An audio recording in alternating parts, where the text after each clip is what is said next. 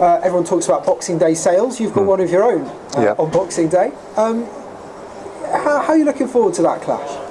Oh yeah, I mean, we're really looking forward to getting back into the Premiership and particularly getting back at home. I think, and more importantly, the lads have played fantastically well here at home now for quite a long time. We've worked extremely hard to make it a very difficult place for opposition to come and a place where we can thrive, and that's our aim. You know, our aim is to play very well. We were a little frustrated and disappointed with some of the aspects of last week, although it's a very difficult place to go and play, and we certainly did some things well, but I think what's been nice is the guys have actually trained in a little bit of a frustrated manner, a little bit angry, rather than feeling sorry for themselves, and that's very important for us. I think that's a real positive. I'm certainly not looking at the players and seeing a load of guys who think that they've taken a beating and that all of a sudden they're not a very good team. You know, they actually have looked a little bit angry and a little bit frustrated, and they've trained very well with a lot of energy this week. And I actually think they're desperate to get back onto the rugby field, and that's exactly what we wanted to see. We wanted to see a group of guys desperate to get back into playing, because you know, Sale are a very good side, and if you go out there undercooked or low on emotional energy, you know, it's going to be tough. But I haven't seen that in the boys this week. Was in some ways, I'm not sure if a reality check is the type of phrase, you know, the defeat at Claremont, but obviously, you know, if you keep winning all your games, at some point, you know, you might kind of just think you're unbeatable. If you lose that game, it suddenly gives you that little bit of impetus. Actually, you've still got to work just as hard. Yeah, I mean, the truth is that if your whole season depends and relies on you going to Claremont and Vernon winning, you're probably getting a lot wrong elsewhere in the season.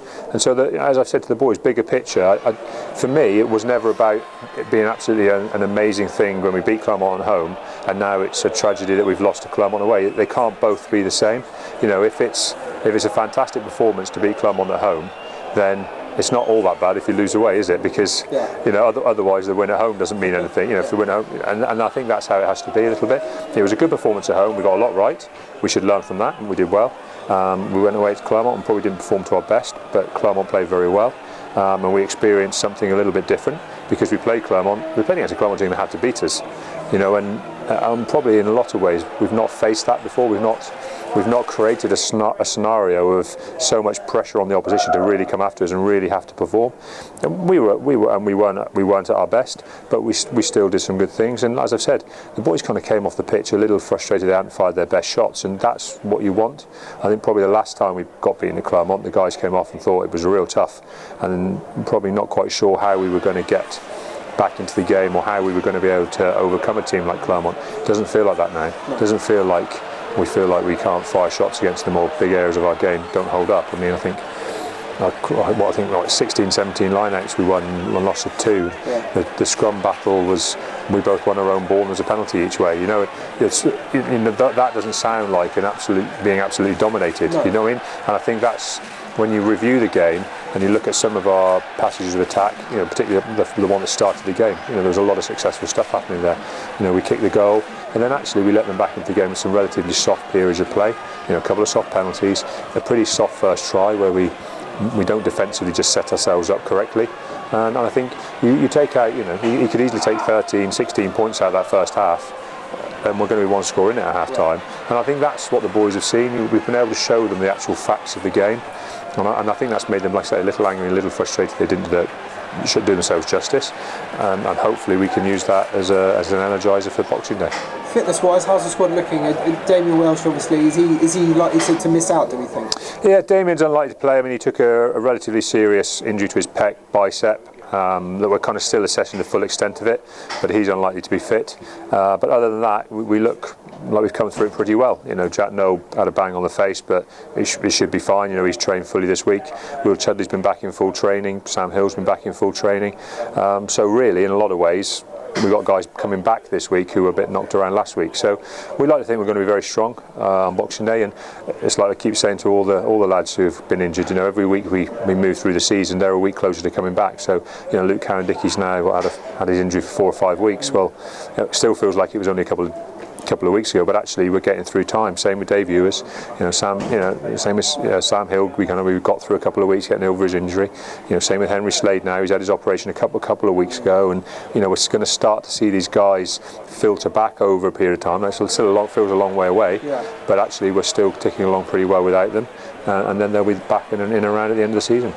Rob, in terms of the year as a whole, when you look back, to date it's only been one home defeat to Gloucester. You must take a huge amount of satisfaction from the way the guys have gone about their work here. Yeah, I mean, we spent an awful lot of time talking about how you build a culture of winning at home, how you involve your supporters, and how you make sure that every week you understand the importance to them, and how you energise them, and how you feed off each other, and also the importance of being good at home, because it's the backbone of your season. You know, if you play well at home, you collect points, you pretty much have a good season regardless of what else happens. And I think we're just maturing, and we're getting that, and we're understanding how we kind of get ourselves in the right frame of mind here. As I say, how we involve what are a very good set of supporters, and how we make the whole place quite an emotionally driven arena that brings the best out of us. And I think that's what we're starting to get right. I think this will be quite a good test for us on Boxing Day, because we have had a couple of testing fixtures, and the challenge is to come through those without getting drained. But as I said, I feel like we have come through that a little bit, but as I say, the proof of the pudding will be Boxing Day. At the moment, the lads have trained well. They're saying and doing the right things, and their body language and the way they're carrying themselves says that they know they're going to be up for a fight on Boxing Day. And that's what we need to be able to do first and foremost, is meet Sale physically, because that's what they pride themselves on, the physical edge they bring to the game. And I think that's the battle we have to win first. And if we can win that battle, we can then start to talk about who's going to play the best rugby. Have you learned lessons from this period last year as moving forward, do you feel? It was a tough period. Yeah, but it's so different, isn't it? Because of the World Cup, it's all a bit later, and the fixtures we're not as heavily into the fixture list yet. Obviously, there's no LV Cup, and we're in the top tier of the European competition compared to the second tier.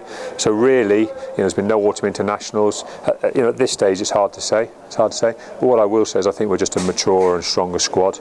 I think we're mentally just that bit more mature and a bit tougher, and we've got some players who weren't here last year who've come in and are doing well for us. So I'm pretty comfortable where we are. I'd love to have had none of the injuries we've had, but I'm a big believer in that creates fantastic opportunities. And I think you look at Ian Whitton's performances over the last month, and that shows you a guy who's thriving on getting out there, and he's working extremely hard for us, and he's becoming an absolute core member of that back line. Well, that wouldn't have happened without Slady's injury now.